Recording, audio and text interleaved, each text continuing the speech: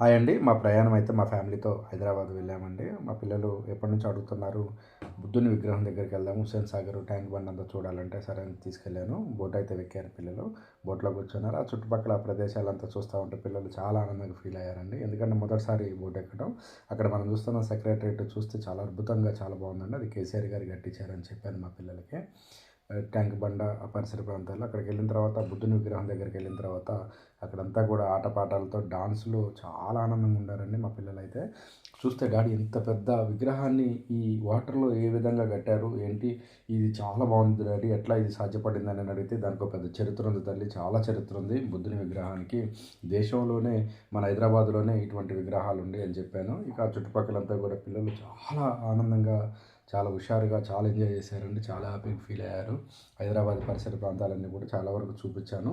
ఈ బుద్ధుని విగ్రహం దగ్గర చాలా బాగుంది. ఇక్కడ సినిమా ఆర్టిస్టు ఆమెతో కూడా కలిసి ఫోటోలు దిగారు.